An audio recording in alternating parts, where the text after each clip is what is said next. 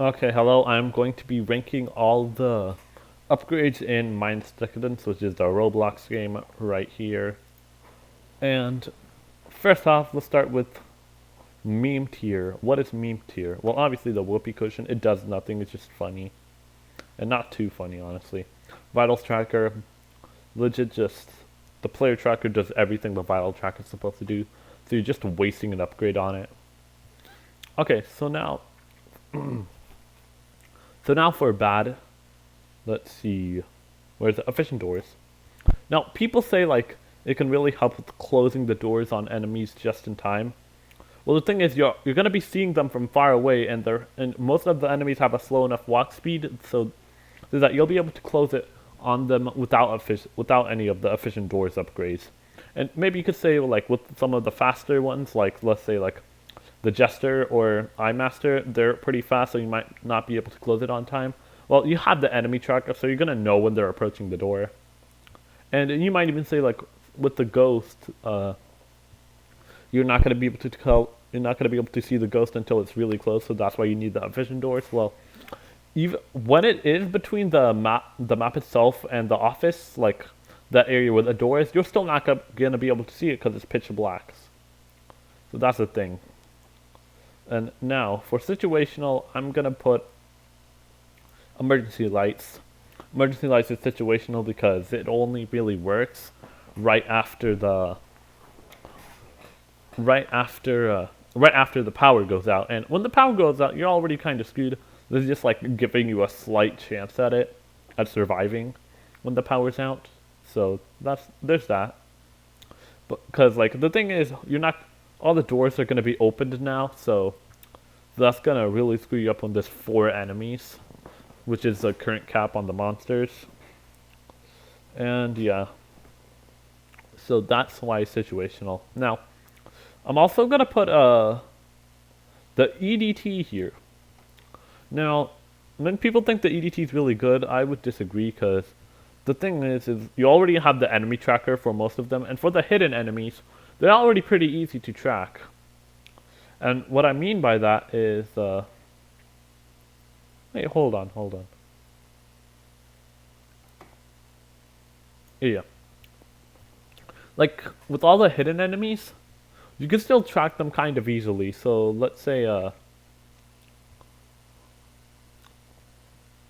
so like the clown, you can hear by how loud the laughs are. Mimics, even if it spots you, it's not gonna be that fast. And with the ghosts, yeah, the ghosts are kind of trouble, but at least they have a kind of low aggression range. So like you don't really need an EDT for this. And the main thing that really like makes it not that viable is that it doesn't matter what sector the monster is in.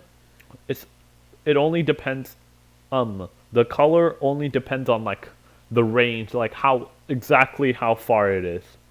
It does not depend on the sector it's in at all. So you could be like really close to a monster through the wall, but you're in different sectors that are never gonna touch until the office, and it could still be red, meaning you would think that you're in danger, but you're not actually in any danger. That's why I don't really think it's that viable. Uh, Next I'm gonna put player tracker here.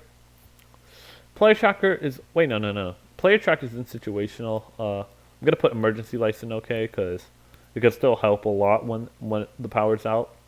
And the reason player tracker is situational is because in solo it's completely useless. In multiplayer it's only good early game because the player tracker depends on people dying.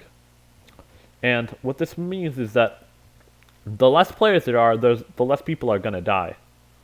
And the player tracker is only useful for telling where hidden enemies are. And then, like I said in the EDT, hidden enemies are kind of easy to track, like the clown and the mimic. It's only really useful with the ghost. That's that's the only way that player tracker is really that good. And now I don't think anything else is in the OK tier, to be honest. Uh, so what am I gonna put? So first off, the lure beacon. Lure beacon has quite a few uses. Let's say like a monster is camping the button. you can lure it to the office, and then you can lure it into a different sector and get that button. And the second way is kind of it's basically like the first reason, but it's basically like the first reason, but like you can use it to make a to make a monster focus on one specific area, and then you can go to a different area that actually has the button. So like let's say a monster is near the button. What you can do is you can place down a lure in a different area, and like let's say like a different sector. Then the monster would go from where the button is to that sector. Then you can close the door and you can safely get the button. That's kind of basically the first reason, but oh well. And for the third reason, it can serve as like a deter beacon if you have multiple players and have really good coordination. Because let's say someone is trapped, like they're about to be cornered by the monster. What someone else can do is they can place down a beacon in another lure beacon in another sector of the map, and then the monster would be lured to that area, so they'd go there. And here, I'm also gonna put the deter beacon here.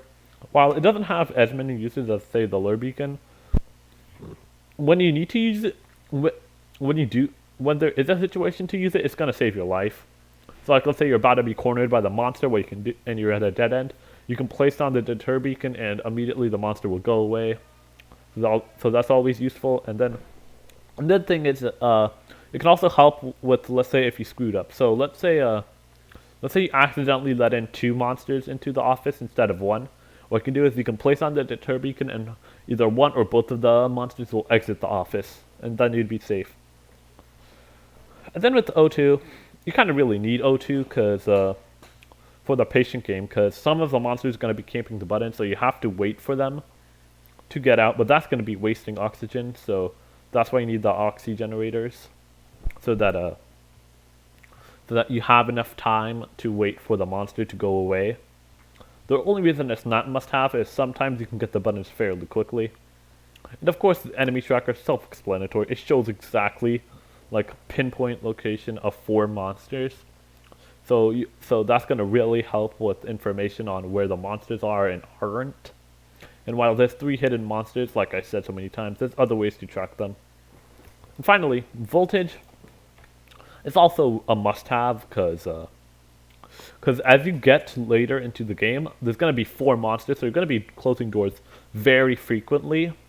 And that's going to be using up a lot of power, which is why you need the voltage to not use up as much power. Now, I don't know why the night vision goggles aren't here, but what I would give them is I would definitely give them a I'd give them a situational, because and the reason I'd give them situational is because they're only useful for certain maps and against one enemy. But it's definitely useful against that one enemy on specific maps. The specific maps I'm talking about are like the darker maps, like let's say the maps with the map with the vents, or the hedge maze map with the jack-o'-lanterns, because it's really dark and you don't have much visibility. And the specific monster is useful against is specifically the ghost, because the ghost is really hard to see, which is why it'd be a death sentence to go into a darker area, because you're not going to be able to see the ghost until it's like right next to you, and it doesn't even show up on the enemy tracker, which is why you're definitely going to be wishing you had night vision goggles, if when you die to a ghost. And anyways, that's basically going to be my tier list. I don't know if anyone's actually watching this, but if they are, leave your own tier list in the comments and a justification as well. And that's it.